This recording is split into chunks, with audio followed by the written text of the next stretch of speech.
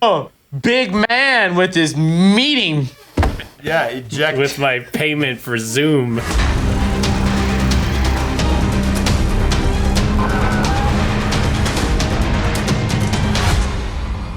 Hello, everyone, and welcome back to another episode of the PandemFlick Vodcast.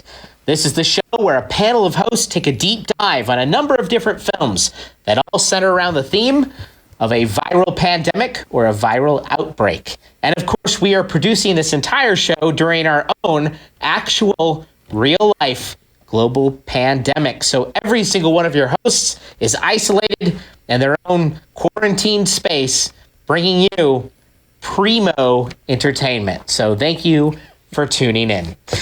Before we get started and dive into this episode's film, I would like to introduce our panel of hosts. We'll start with Adam Harum. Adam, give everyone a wave. There you are. I'm there. You are here or there.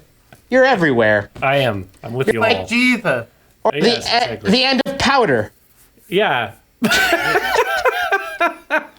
No, I don't want to be that. No? No. Okay, you're not. Just be LeVar Burton in Confused Adventure Mary Time. Steenburgen. Although, as pale as I am during this quarantine, I'm getting real close to powder levels. So, Warning, we're reaching powder levels. Okay.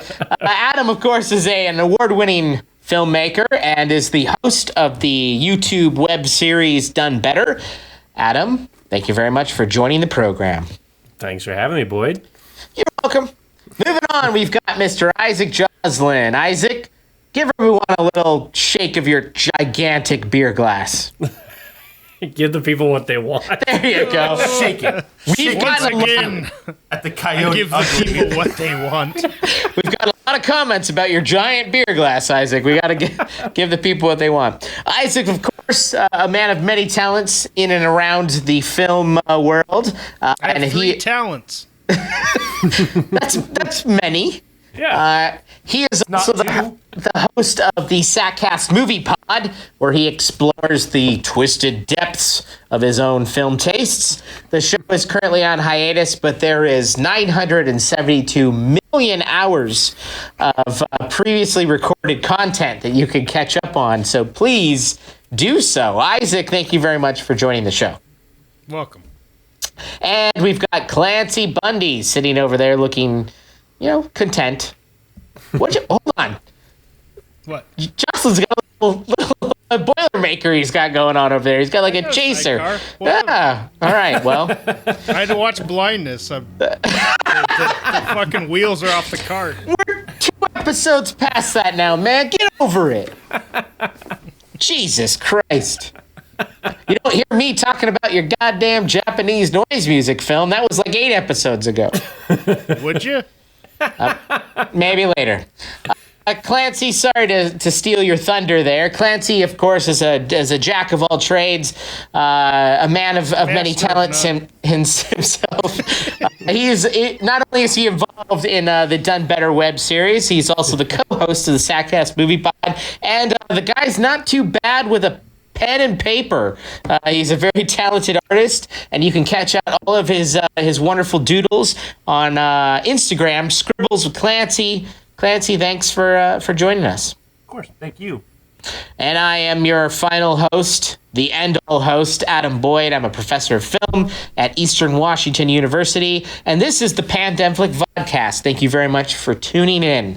For those of you who are new to the show and to our format, every film that we discuss on this program has been curated by one of the hosts I just introduced. And this episode's film was selected by none other than Isaac Joslin. So I am going to kick it over to Isaac to tell us what film we'll be discussing today, and to then give us a little bit of a background on the film. Tell us the plot summary and, any other fun facts you might have stored in your gullet. Go ahead, Mr. Joslin. The floor is yours. Hell yeah. Okay, so we're talking The Crazies, 1973, directed by George A. Romero, one of my absolute favorite filmmakers of all time. Most people know Romero primarily from the Dead trilogy. Your Night of the Living Dead, Dawn of the Dead, Day of the Dead. some people push it to Land of the Dead, myself included. Dawn of the Planet of the Dead. Anything after that is not great. But from I'd say from Night of the Living Dead to Monkey Shines, Romero's pretty unimpeachable in my book. And he's sort of one of the earliest indie filmmakers, really. He was from Pittsburgh, Pennsylvania, and he started out as a director of commercials.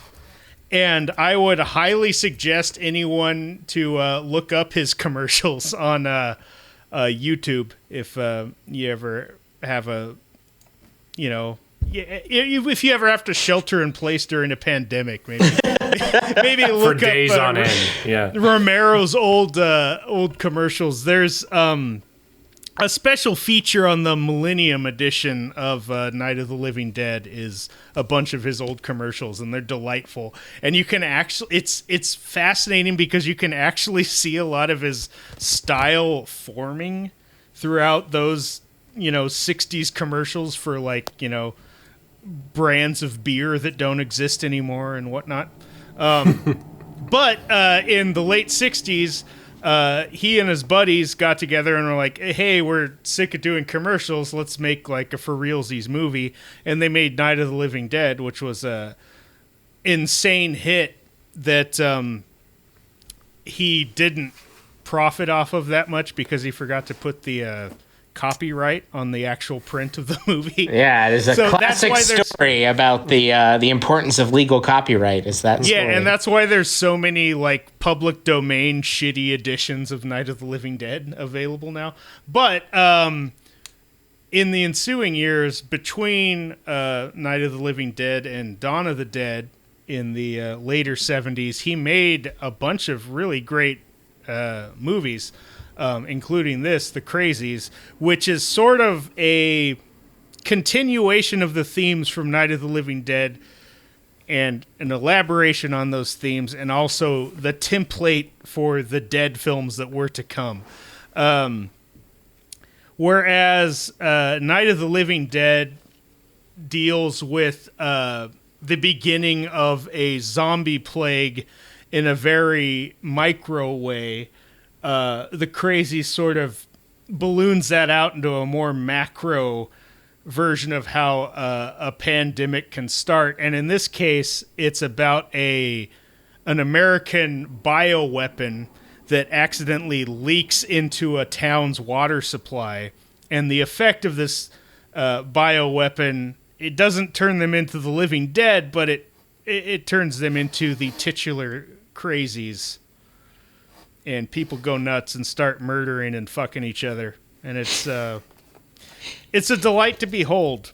And one of the things I love about this movie is that you feel every bit of its constrained production in the best way possible, and it's so inspiring to watch a movie from the early 70s when indie film wasn't a thing. And you have this cast of unknown actors / locals that Romero just found around Pittsburgh. Actually, this was filmed in a different town in Pennsylvania called Evans, I want to say. I think they used the actual town name in the movie. Evans City, Pennsylvania, yeah. And so you have all of these faces that you're not used to seeing in film because they're just normal people. But Romero has this way of getting great performances out of non-actors and amateur actors. And actually, a lot of people in this movie went on to be bit roles in his later films like Dawn of the Dead and Day of the Dead and what have you. And its thematic qualities are interesting in that they're very of their time, but also kind of super relevant to our time. but in a different way. Like, this movie was very much commenting on like the Vietnam War and all of the horrible shit that happened in the late 60s. And it's very interesting. Like, Romero was a super lefty, hippie, cool guy. And this is sort of when I first remember becoming aware of conspiracy theories, I always thought of them as sort of a left-leaning thing. And over the years, they've warped themselves into this like right-wing white supremacist thing. And watching this movie, I was thinking, like, for the first time in a lot of years, I was thinking, like, holy shit, the Alex Jones set would have a field day with this stuff, but they would take all of the wrong messages from this movie. Also, the virus is called Trixie, which is delightful. Yeah, that is a very fun part of this film because they keep using that term, Trixie. And that was the alternate name of the movie, right? Codename Trixie. Codename Trixie. When I watched it on Amazon, I was like, what? It was an alternate title for the film. Yeah. Yeah. All right, great. Thank you for that introduction, So Mr. I'll turn Joslin. it over to you, cocksuckers. And All right. if you don't like it, I'll tell you why you're wrong. Okay. We will start with Adam Harum. Adam, give us your insight on Romero's The Crazies, and then we'll tap in and see what you thought of how it handled the crazy pandemic. Yeah, I was surprised. I had heard, firstly, about this movie only through it being remade in 2010. Yeah. And I remember they remade it, and then the only reason I knew it existed in the first place was because I was told, this is the remake of that movie. I was actually kind of surprised. I'd never watched the remake. I'd never seen this. So this was my first viewing experience with it. I was kind of surprised I was expecting going in, having more of it be... I was expecting more Crazies, I guess is where I'm going. I went in expecting it to be just like B slasher... People go ape shit immediately. That's the concept. People are killing each other off left and right. And then that's the movie. And I was surprised that that was actually much more downplayed. And that really wasn't the big aspect of the conflict at all, really. It was more about the government coming in and becoming a police state or whatever and like quarantining this town and them deciding that it was up to these outside people who was making the choices and the decisions for everyone that lived within this space, even to the point where I don't think they even faced another crazy person until 30 to 40 minutes further into the movie. So it was really about the drama involved in these people in masks and this government coming in to like take over the town. So I was kind of caught off guard and surprised by that because I was expecting just schlocky murders left and right and that be the end of it. As well as like I was not expecting the Vietnam War parallels and like why this probably had more of an impact on people watching this movie because of that feeling of like the government telling you what you need to do and where you need to go and like making choices for you. So yeah, I was surprised. I don't know if I would put it up there as like, I've seen other Romero stuff. It felt like in my consideration, a much weaker film compared to some of the other ones I'd seen. But there were aspects that I really did love. And one of those was just the doctor character who was just always on edge and always freaking out the whole time. And the concept of him literally like being taken from his home, forced and dragged and put into the quarantine zone against his will and against like the whole time he's just like, I don't want to be here. Like I know what's happening. Why? And he's just stuck there having to face like repercussions of other people's choices sometimes and decisions and then forced to make a cure.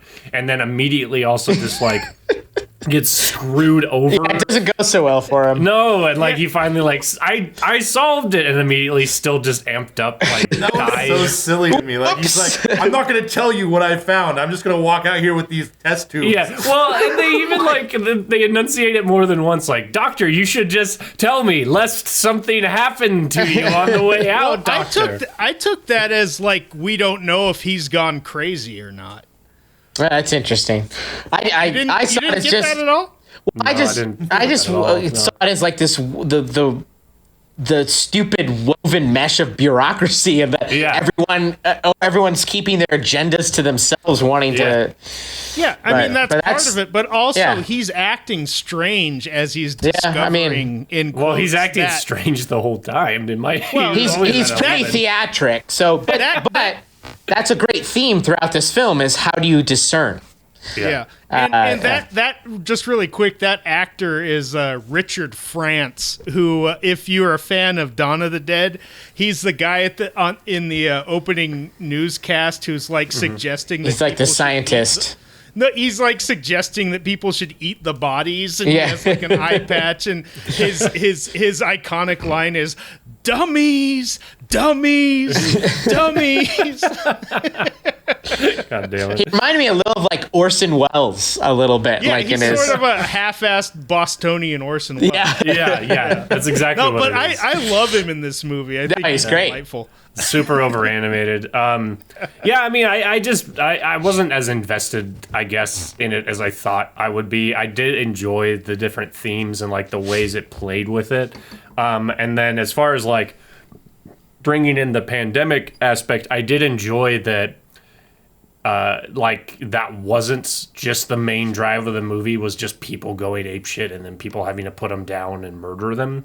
And what did help like solidify me, at least like saying I liked how the pandemic was handled, was really the end when basically he gets a call and he's like, hey, yep, looks like this is starting up again over here, but you know it now, like you've experienced it firsthand, so here we go, and like no choice in the matter kind of thing. And up until that point I would have probably been like, I don't know how the pandemic really, but I did like that. I liked that ultimately in the end, like it was really just this bureaucracy, government controlled thing that they fucked up, tried to fix, still consider like fixed in a way, and then like move on to the next problem that we caused. We'll lift you out of here and get you into another drop zone. Get into another Strip one. down, So we'll burn your clothes, Yeah. play some knockoff Joan Baez, and we're out of here. yeah. So yeah, I mean, I honestly don't have a lot to say about it, just because it was like it's in a similar vein to like when we talked Black Death for me. It didn't really strike me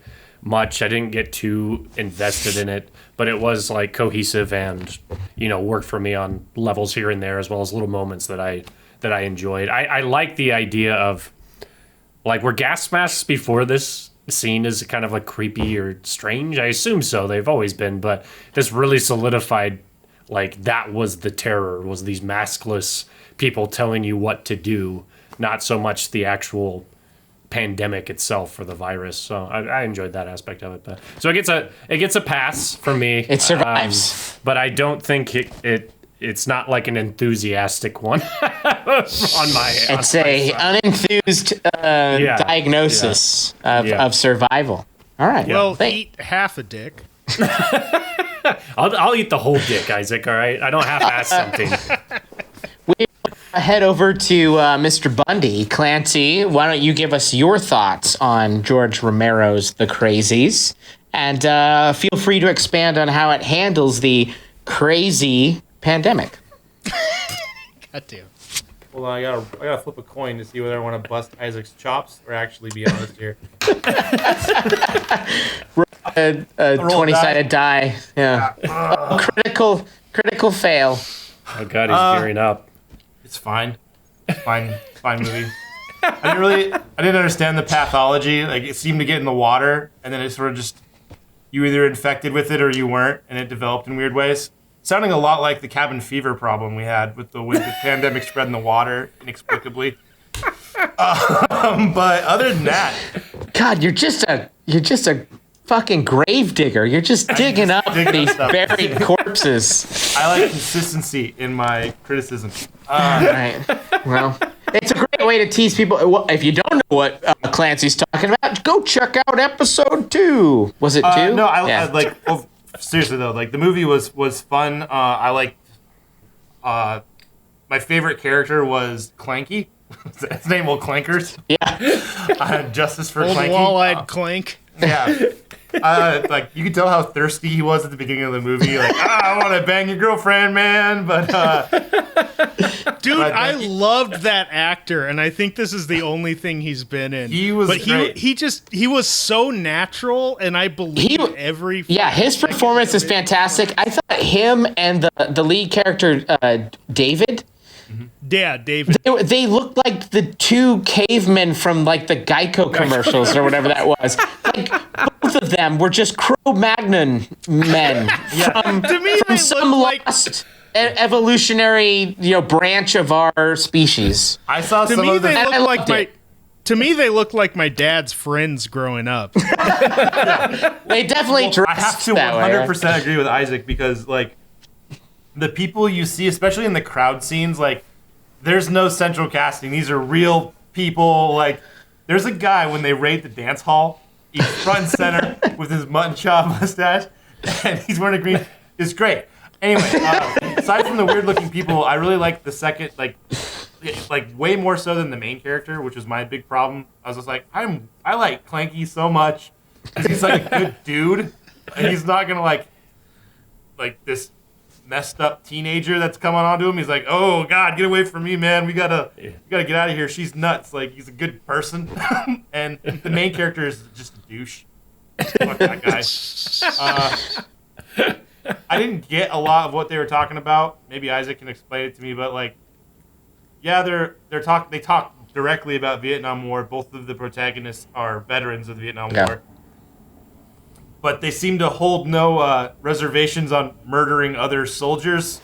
The main character doesn't seem to enjoy it initially. Clanky raises some concerns. Yeah, but he also He's full crazy at that point. what? Or dancing around the crazy edge. So, I don't know. I felt like it was just a movie, what Red Letter Media would call a forest movie. Just a movie you go out into the forest and make with your buds. Oh, come on. It was So as better than that. as a precursor to the grab a camera and go out into the woods with 3 sets of plastic Machine guns. I was gonna say gas mask suits and yeah. I will say like there's some scenes in here like where Clanky's having Clanky's last stand. And Clanky's last. Clanky's last stand, and the scene with the helicopter. I just want you to imagine Justin Roiland reading what the person is saying because it's hilarious. Like, I know right, what you're talking about. Yeah. Yeah, we got the jeeps. We're in communication with the jeeps, and we got ground troops, and we've got you spotted. So just go ahead and stop. The helicopter is just speaking.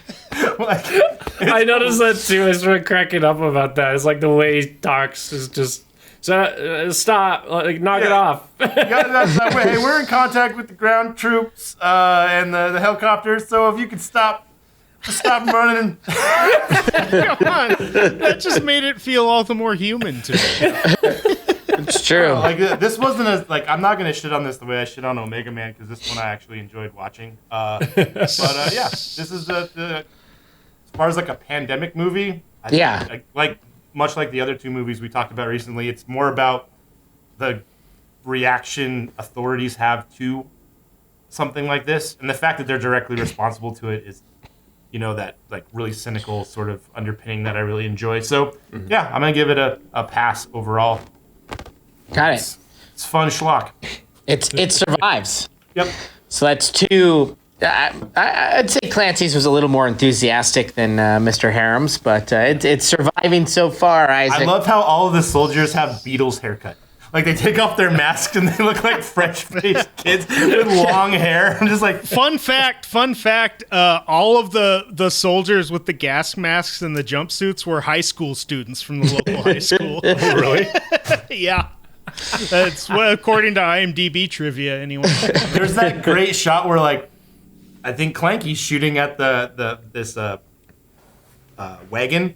Yeah. And, like, the guy's standing there, and you see the bullets go through, like, the wood paneling, and he's just standing there. And it's like he misses his mark, or his squib doesn't go off, so then he just kind of, like, tips over. Great. All right. It survives. Two survive votes will come to myself. One last thing. The first half hour is boring as shit.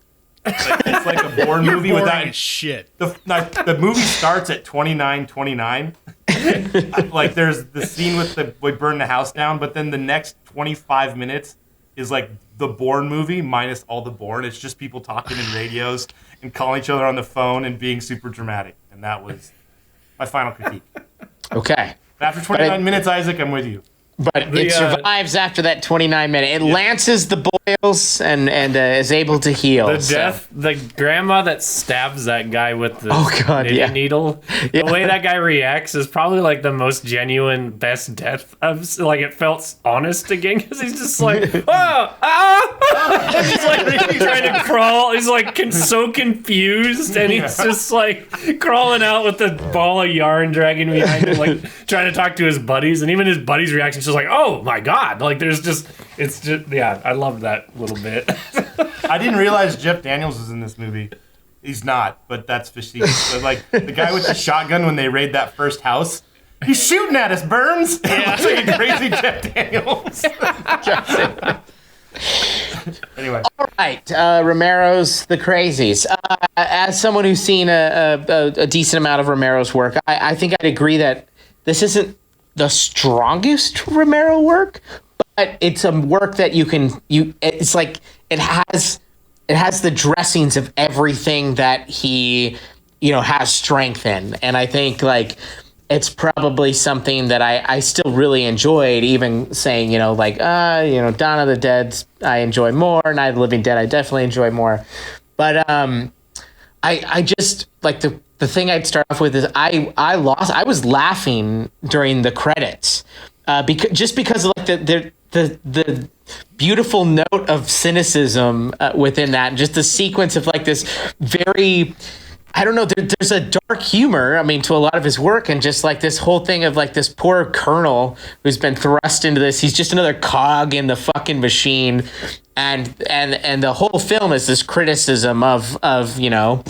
men in power sending other men to their death, essentially, a definite reflection of the Vietnam War, but and then he's just getting airlifted out of there. That song, the credits are playing, it's just like, well, off to another one. He's like, son of a bitch, I'm getting too old for this shit. Like, and it's just like, I just kept laughing. I was like, okay, this is the bow on the fucking Romero film that sent it all in. But I agree. I've seen the remake, and I kind of wish they just didn't call the remake The Crazies, because I think it's a decent zombie movie, but it does everything that this film doesn't do, which is it focuses on the result of the pandemic. It has a lot of great jump scares and creepy moments and crazy action scenes where a local sheriff is fighting off the crazies. But what this film does is takes that pandemic and looks at it through the bureaucratic lens of the military and their mistakes and them trying to clean up their mess.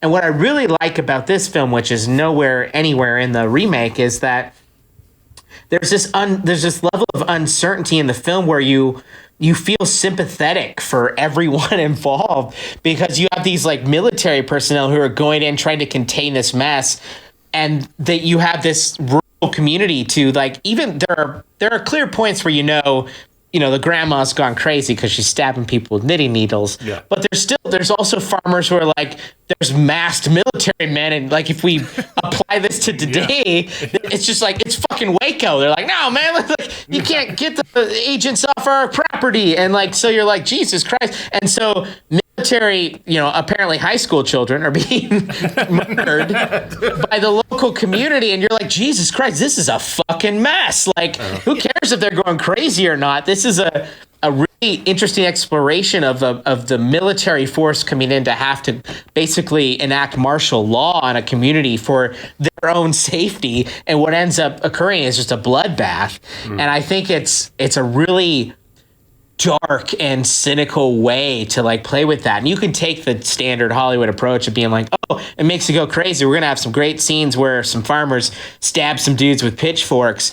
But this film spends a lot more time with men of authority on the phone going, well, sir, more of us just got shot. Well, shit, like we're in it now. Like double it, more guys. Send in more reinforcements, and it's just like this, like, oh, jeez, so vocal authorization to get that passed. Yeah, so and that's what there's a. There's a little bit of Dr. Strangelove element in this, where it's like this kind of very dark, playful twist on just the look at war in general and our military force.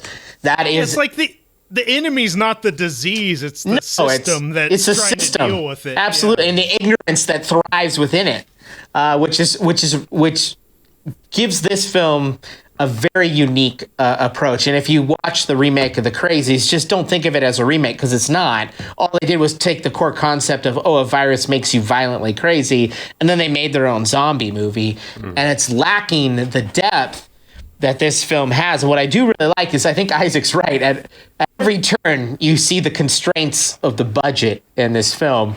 And but it's so smart for what it has, and it executes overall the theme so well that it elevates the movie to something that's worth discussing. Whereas, the Crazies remake, it's forgettable. It's kind of just another one of many. The Oliphant movie. Yeah, and not even a great one. He's done better. So, according to IMDb, this movie had a budget of $250,000. Yeah, so, I've worked on films where that was the budget for the lead actor. And they weren't great. I'm looking at you, Cuba. But anyway, so I really enjoy this film. Again, I think there are places where, for whatever reason, the budgetary constraints or whatever else, there's a thinness where the fabric can tear compared to some of Romero's other work. But overall, I think it's a worthy addition to the portfolio. And plus, it's got a fun little incest scene in there just to give a little spice, So that's always something. But again, actually, I think it's a really disturbing scene, and it works. I don't know. It works really well for me. I mean, it's like, I don't know. It gives you a little something. I don't know. Yeah. Also, I said this already previously, but a fantastic cinematic use of sheep in this movie. The moment where the daughter is killed, she's shot by the soldiers, and it has this super hard smash cut to a herd of sheep just like crossing the frame from far away from where it happened on the hill. It's just wonderful. Like the sheep just washing this madness away. Also, little known fact, those sheep were actually played by high schoolers. Also, the little girl in the opening scene has a sheep doll. Yeah. I mean, it's this great running. It's this reminder of this, this rural cultural America that our very own Vietnam gets to be played out right here in our own backyard. They did that. My favorite part of the movie, I think, was that you couldn't really root completely for or against anyone. Like, they show the soldiers kind of looting. The guy's like, "Oh, cool. There's a fishing rod I like." Yeah. But then, oh my god, I lost my shit at that scene. He takes a double take. Is anyone watching? And then he steals a fucking in two pieces the fishing rod off the wall. And then the valuable things in that home.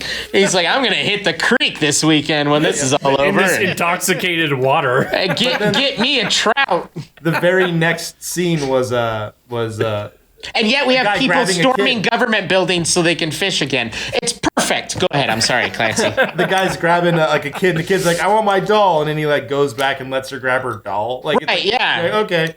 And then they do that humanizing scene with all those guards chilling in the house. Like, man, do you know what's going on? I don't know anything. And then the big guys come in. What do you know? Not much. And then they get murdered. Right. Like, Jesus. I mean, it plays out so well. I mean, the term crazies actually applies in multiple ways because it's kind of crazy in how it unfolds. Because you're right. As it first starts, we have a bunch of reluctant soldiers who are sort of being forced to have to like enact these things and walk in. And what they don't understand is they're walking into their own deaths because there is a crazy pandemic. But at the same time, they're also walking into scared people who are just trying to defend themselves. A character mentions it at one point. They say, like, how do you know the difference? How do you know if they're infected? And I think that's a nice little subtle theme running throughout it, which is at times the film makes it very clear, you know, that, oh, you're going to have sex with your father right now. You're probably crazy. But there are also moments where it's like you're just wondering, like, maybe these people just are thinking they're being invaded and are trying to defend themselves. Yeah. And all they've got is, knitting needles. Sewing needles. But yeah, so it survives for me, certainly. A fun watch altogether. I'll kick it back over to Isaac to kind of give his final thoughts, and I think I know where his vote lands, but... Yeah, I mean, it survives so hard. But I think... a few things, but first, I think Romero doesn't get enough credit as an editor because he edits all of his own movies. He's sadly passed now. There's a couple, not to interrupt, but there's a couple places in this film where they do simultaneous edits that are really powerful. Yeah. And they actually stuck out to me because it was clearly deliberate. When he's like, he calls them pigs and then every next the sandwiches. Yeah. And there's Edgar Wright kind of cutting at the beginning where he's like, get the troops, and it's like, quick cut, quick cut, sound. Yeah. Romero, like, from the outset, just that training he had in TV commercials, he just, like, cut the fat, get to it. Like, this movie is edited like a fucking freight train, especially by 70s standards. Like, usually when you go back, 10 years in the past, it's like, oh man, this movie feels so like labored, and like the takes are so long, and it's, it's paced so slowly, especially when you get to the 70s. Like, try to get a fucking Zoomer to watch the original Rocky and see how they take it. But this movie, it hits the ground running, and it never lets up. And there was an intense, like, art to how Romero edited his films, especially, a little later on even. Like, if you've ever seen Martin, which might be my favorite Romero movie from the later 70s, like, there is some, like, super arty shit going on in that movie that outsizes its tiny budget. And one thing on that is that we tend to forget the physical nature of what editing was at that time as well. Yeah. This wasn't... Mm-hmm. Romero was not scrubbing back and forth in Adobe Premiere. Like, this was, they were physically viewing the film strips, physically cutting them, taping them back together. I mean, to have a sense of those hard edits with the number of additional steps that have been eliminated to this point, that's a level of dedication that I'm not sure many modern filmmakers would still venture through. So yeah. For sure. And especially at this level with this budget and this little time. Right. Like Romero is such an economical filmmaker. You can tell he was just like, I need to get this. That's all I'm going to get. I'll have to work with it. He's editing the movie in his brain as he's shooting it. Like, he's a fucking low budget Renaissance man, and I don't think he gets the credit he deserves. Well, he's getting it here, Isaac. He's getting it here. Too late though. Someone tag him. Does he have a Twitter? Does he have Instagram? And also, like, another thing I love about Romero movies from this era especially is that, like, just because it's obvious what the movie is doing doesn't mean it's stupid. There's this way of thinking that infects a lot of cineastas. That is like if I can tell what you're trying to tell me with your movie, then it's dumb, inelegant or something. Yeah, something like that. But like this movie, it's like, okay, it's called the Crazies. There's a virus that turns people crazy. It's a crazy situation. The government's response to it is crazy. You know, there's all these different levels that are fairly obvious, but it doesn't mean it's dumb. It just means that it's communicating to you and you understand what it's saying.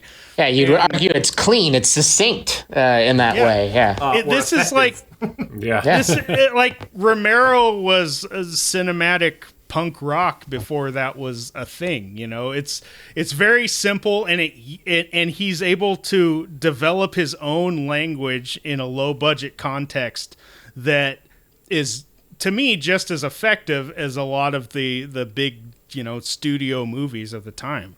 That reminds me a lot of this time. A Doug Stanhope bit where he's talking about that sort of thing. He's like, if you're gonna tell me like polluting is bad, don't paint an elaborate picture that I have to decode and just write on a thing. Don't pollute. It's important.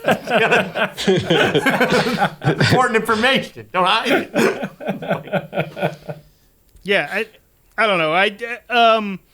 And this is just kind of a lesser known Romero film. I'm sure, you know, millions of people know the Dead trilogy, but I guess one of the primary reasons I chose this movie is to say that, hey, he made a shitload of other movies and they're all worthwhile. Yeah. And it's another pandemic film, but in a very different vein than the zombie and in a lot track. of ways, it's one of the more applicable to our current situation. Definitely. Because like in this movie, the way it infects people is kind of ambiguous. You don't know who has it and who doesn't. The effects aren't super apparent initially, so it causes people to panic and have all these wild theories about what's actually going on. You know, in this case, it actually is a malevolent, accidentally released bioweapon made by the government. Right. Which, you know, as opposed to the Chinese government. Yeah. That was one thing I wanted China.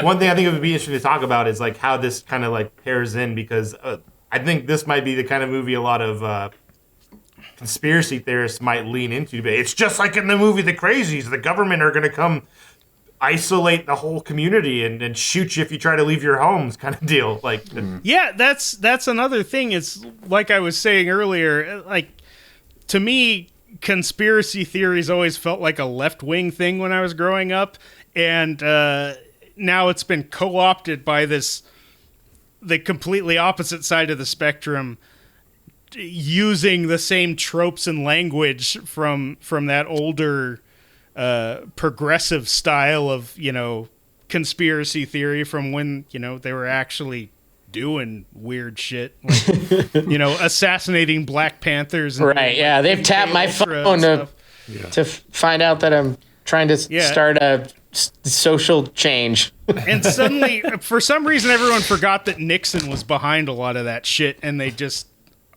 are right-wingers now and follow people that were in his government. I don't know. It's about Roger Stone, among others. Fucking what's his balls is still alive. Kissinger's still fucking alive. That old don't say his name. If I say it one more time, he appears behind me. Oh god! I'm Dr. Henry Kane. This is my magic motor bag.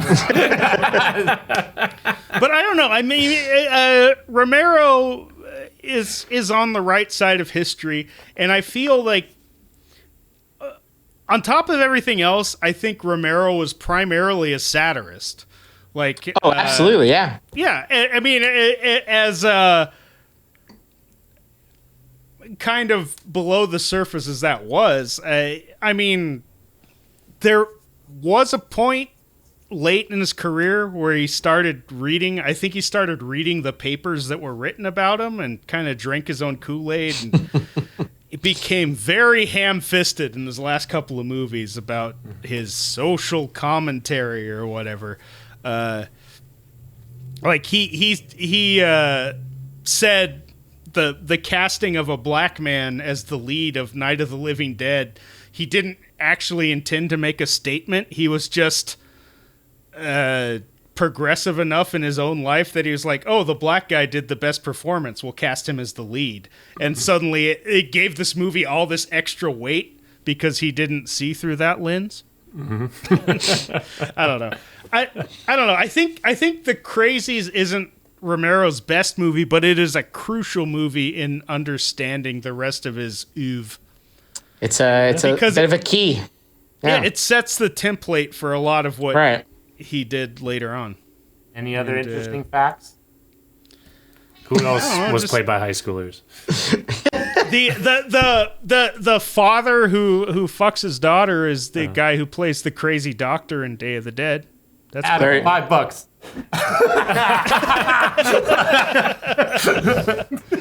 Thanks, Isaac. You just made me $5. There you go. And actually, we're in quarantine, and all you guys can do is gamble. I guess my last shout out about this movie is that I really loved the performances of the higher ups in the military. Who was it? Major Ryder and Colonel Peckman. Desert Storm. Yeah. Sorry. Yeah, Peckham was my favorite. Actors, Peckham was just. He was Danny Glover in Lethal Weapon. He was like, I'm getting yes, exactly. Like the reluctant. And Harry Spillman is the actor Harry Spillman playing Major Ryder as the initial guy who's given like control of the situation, who shows up before like the people that outrank him show up, and like his defeated acquiescence at being the fucking middleman and all of this. Just always on the phone going, fuck. and like that those are the things that Romero gets right in his movies that like you don't need money for. It's like a good performance, a good script, and competent photography. It's like that's the stuff that you get for free if you know how to do it right. And he did that for 20 years. Yeah. Well, Isaac, since you and I liked Clank so much, I figured I'd let you know. He's been in several other films, including The Paper Chase. That was a TV series. Night Riders. Down on Us, and Provoked. Okay. Well, Night Riders is the Romero film with a young Ed Harris who still has hair about Ed Harris had hair? Ren Fair knights who joust on motorcycles. And it's really the movie's really. We've got our next podcast. Dude, that movie's amazing, and it's all about Romero's relationship to the film industry and trying to not be a sellout. Oh, interesting. Told by motorcycle jousting Ren Fair fucks. And Tom Savini plays the main character. Well, how else would you tell that story? All right, it's. I think this film survives with resounding health. It sounds like overall everyone enjoyed it to a certain extent. So I feel like we got more and more enthusitic as we went along. But, sometimes it happens. It's the collective consciousness. Yeah. But if you're watching along at home and haven't seen the film yet, track it down, check it out, see if you agree with us, leave us comments. It's Amazon Prime for free right now. There you go. Mm-hmm. You can't lose with free, right? Unless it's a free coronavirus infection. When it pops up and says codename Trixie. That's just that's the same. That's the film. So also be sure to smash that like/subscribe button, whatever you have to do to stay in tune with us and check out future episodes. Our next film, we should tease that, is. Boy, we're getting deep into the films here. Films left? There are. We're going on. I'm looking. I've got it. Hang on, I got it somewhere. Color Out of Space. Color Out of Space, a Nicolas Cage film. I think that's we're venturing into some twisted territory. Isn't that an adaptation of a Lovecraft? Yeah, that's Yeah. Lovecraft shit. We're going Lovecraft, everybody. It's going to get weird. So definitely tune in. Pretty on the nose. I wanted to go a little out there with the third That's one. fine, yeah. So be sure to tune in for the next episode when we get Lovecraftian all up in this bitch. All right. But thank you very much for tuning in. Before we leave, I do want to extend thanks to our hosts, Adam Harum, Isaac Joslin, Clancy Bundy. Thanks for getting crazy with us on this episode. Yeah. Absolutely. Thank you. All right, ladies and gentlemen, be sure to tune in on the next one. Until then, stay safe, stay healthy. And take care of yourselves out there, for God's sake. I couldn't agree more. Also, stay alert. Thanks, everybody.